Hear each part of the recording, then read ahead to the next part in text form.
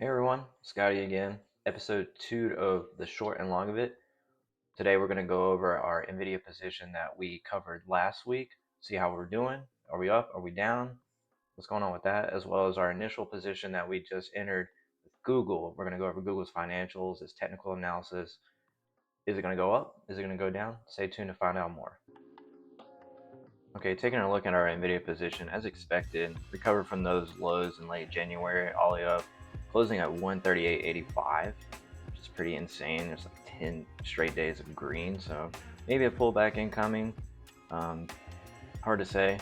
The RSI is only at 56 here, and not even close to the Bollinger Band, just crossed over the 20 and 50-day moving average. Just keep going up to test the 145s into the 150s maybe.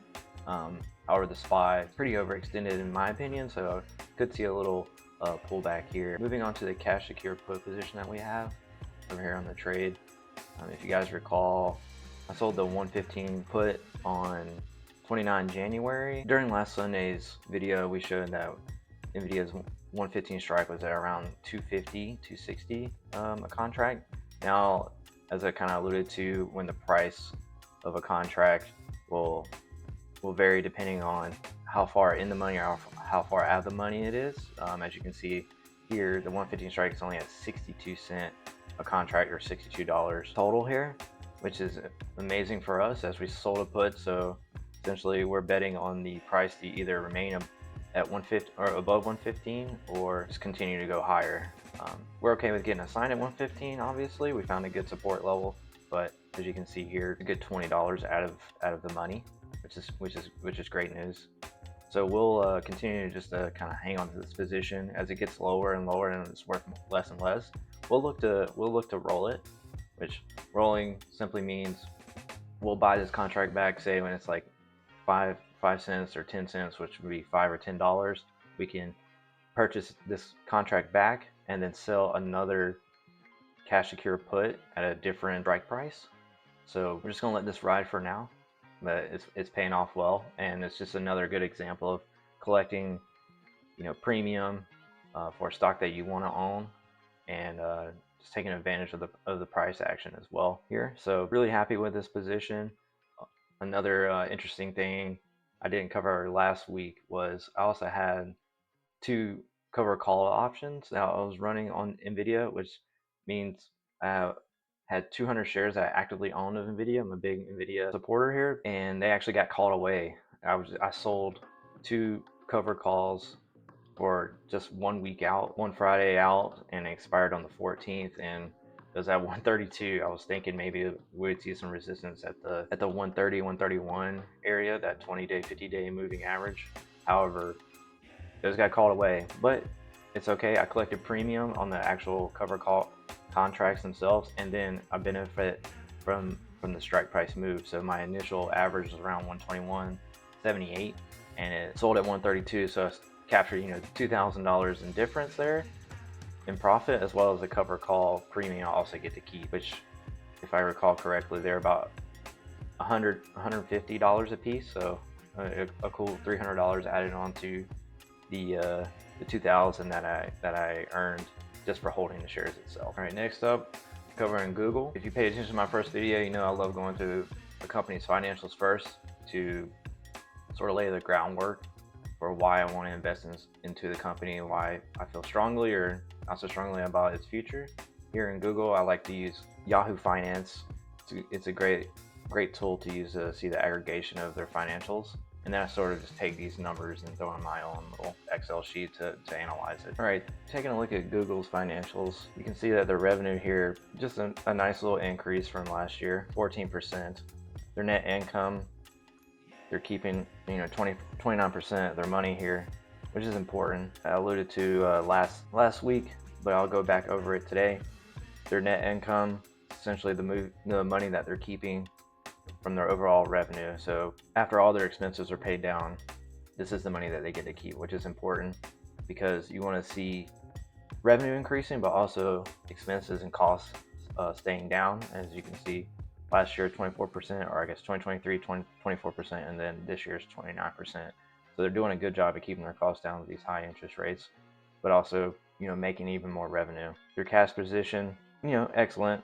Only a little down from last year's, basically null and void of this rate. You want to see a company have good cash, just to sort of survive any sort of headwinds that may be on the horizon. Your cash from operating activities, amazing. Additionally, these investing and financing numbers are negative, which is good. This is money going out. So for investing purposes, this money is going out for research and development, acquiring new companies, all kinds of stuff like that. And then financing, this money is going out to pay down loans or even issue additional shares to stockholders. So overall, Google's getting a green light for me here. Looks like an excellent balance sheet, earnings report for 2024, and just a strong company. We all use Google. We all use YouTube. I love the company, so definitely looking to establish a long position. All right, jumping into Google's technical analysis here. We use Bollinger Bands, we use the 20-day, we use the 50-day moving average, we use the 200-day moving average, and we use RSI, or Relative Strength Index, depicted here at the bottom of the screen. So Bollinger Band is basically the 2 standard deviation from the mean.